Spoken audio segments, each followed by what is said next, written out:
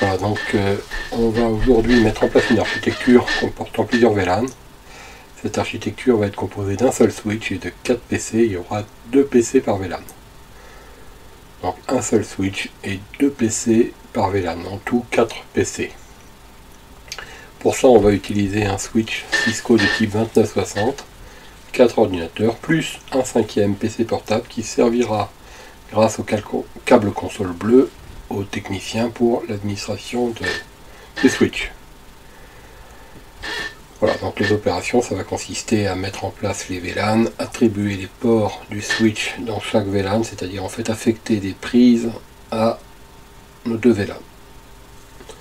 On va faire les manips sous Cisco Packet Tracer. Alors ça aura l'avantage d'être rapide, mais on peut le faire en réel sur les équipements, c'est tout à fait identique. Voilà, alors on commence à dessiner l'architecture. Donc je prends un switch 2960.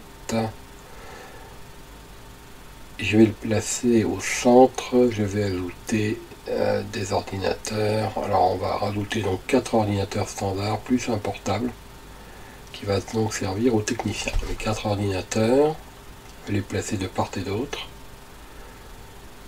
Voilà. Maintenant on va relier l'ensemble de ces ordinateurs. Et on va commencer par le câble bleu. Alors le câble bleu se branche sur le port série RF232 et sur le port console côté switch. C'est une liaison série et pas une liaison réseau Ethernet. Pour ce qui est des ordinateurs, on prend un câble droit tout à fait standard. On va relier les ports Ethernet rapide et fast Ethernet. Alors pour le switch, je vais choisir de prendre le port 10 pour le premier PC. Pour le deuxième PC, je vais choisir de prendre le port 11. Et puis pour les deux autres, je vais m'éloigner un petit peu. Je vais prendre le port 20 et le 21. Voilà, donc 10, 11 à gauche, 20, 21 à droite. On va afficher d'ailleurs dans les menus de configuration de Packet Tracer la possibilité de voir en permanence. Ça va charger un peu le schéma, mais on voit les prises s'afficher côté switch. Et c'est très intéressant parce que pour éviter d'avoir à tout noter, il suffit de bouger les câbles et on voit apparaître distinctement la valeur. Voilà, on va organiser un petit peu tout ça. Bon, c'est assez simple, hein. Ma config elle est toute bête, toute simple. Voilà, ça me plaît bien comme ça. Donc, maintenant on va dessiner pour des raisons de commodité en fait des secteurs coloriés en jaune pour exprimer par exemple le VLAN numéro 10.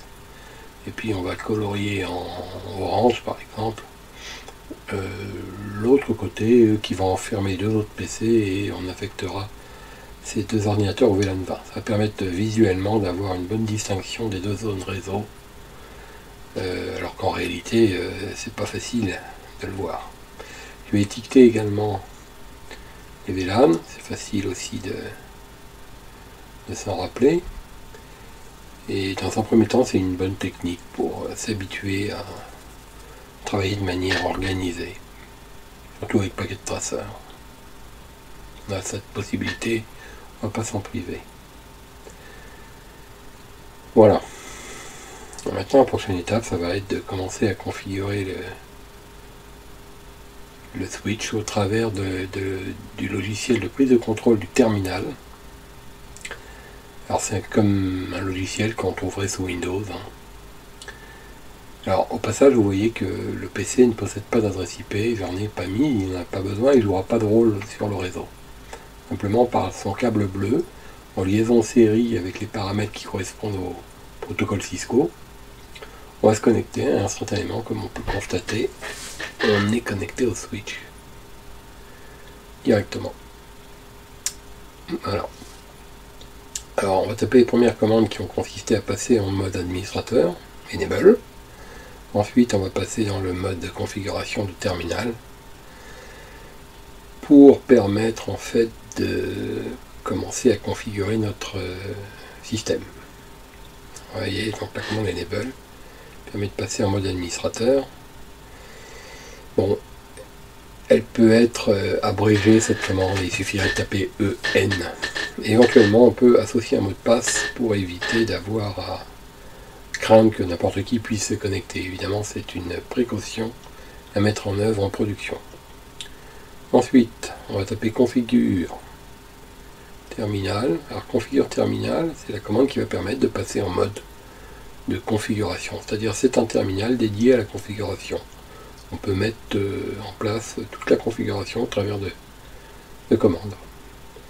Alors c'est assez complexe, on ne peut pas tout retenir au début, donc il va falloir se documenter, mais il y aura surtout des astuces à l'intérieur des contextes de commandes pour trouver les bonnes syntaxes quand on est un petit peu perdu. On va notamment pouvoir profiter de la complétion automatique. La complétion, c'est-à-dire qu'on appuie sur la touche tabulation pour se faire aider du système en fonction du contexte, il va essayer de nous aiguiller. Voilà, maintenant on va aller sélectionner nos interfaces.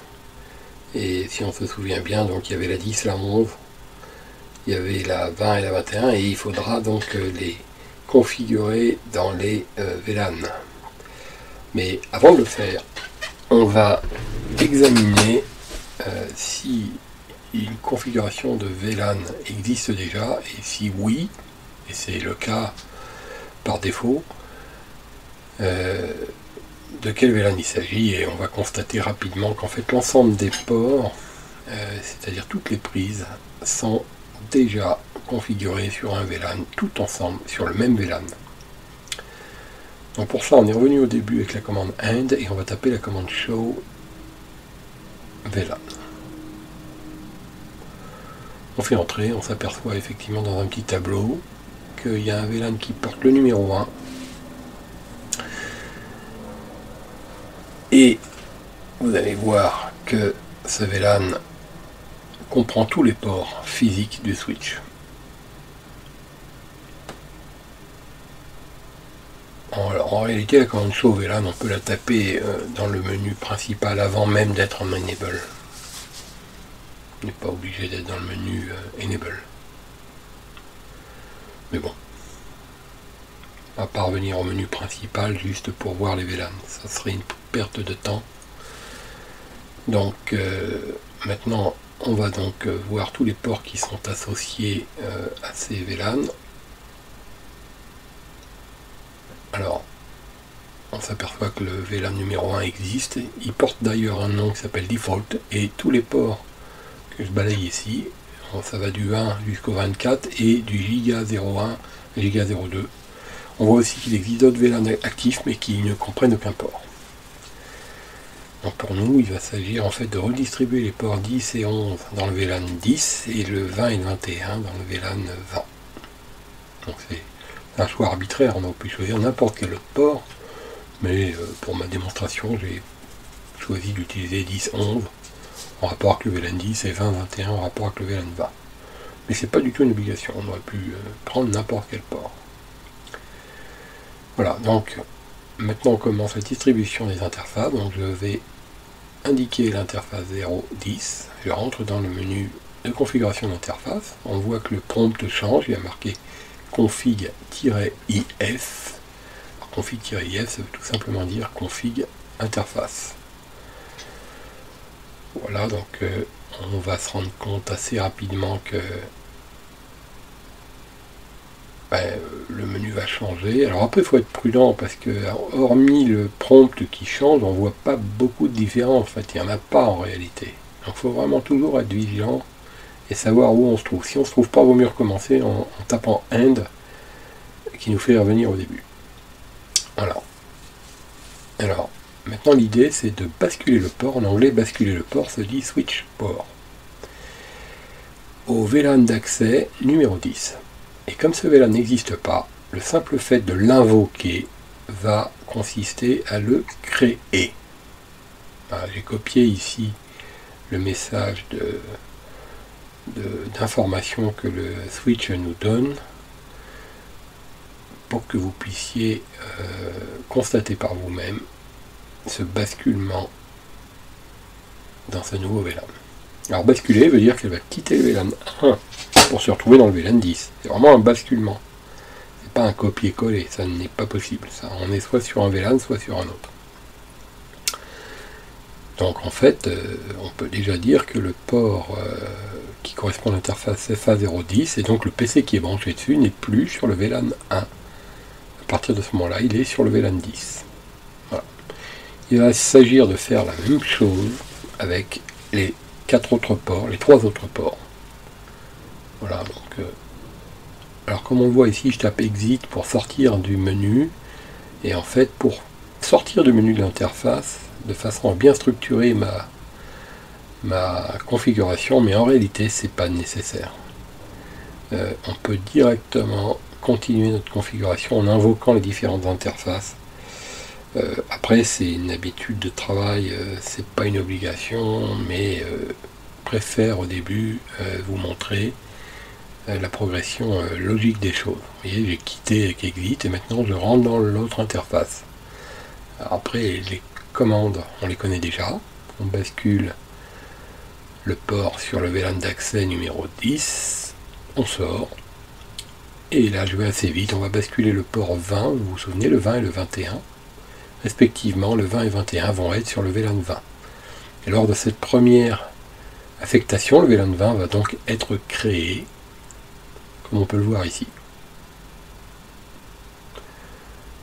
Voilà. Et pour finir la config des interfaces, l'interface numéro 21 va être basculée à son tour sur le VLAN 20. Voilà. À partir de ce moment-là, on peut affirmer que la configuration et donc la répartition de mes prises sur les différents VLAN est terminée. On peut le vérifier d'ailleurs assez facilement avec la commande show VLAN, on voit une évolution. Si on regarde bien, si on prend le temps d'observer, on s'apercevra que les ports 10, 11 ne sont plus sur le VLAN 1, mais ont déménagé par rapport à avant sur le VLAN 10. Là, vous voyez, ils étaient là, maintenant ils sont ici. Quant au VLAN 20, il a récupéré les ports 20 et 21 qui ne sont plus sur VLAN 1. On a donc bien maintenant 3 VLAN effectifs, opérationnels, et les ordinateurs peuvent donc communiquer à l'intérieur d'un même VLAN librement, mais pas entre les VLAN. On n'a pas mis en œuvre de moyens d'interconnexion de VLAN. Alors on va mettre des adresses IP un petit peu n'importe lesquelles, mais avec une logique quand même. Il faut que ces adresses se suivent,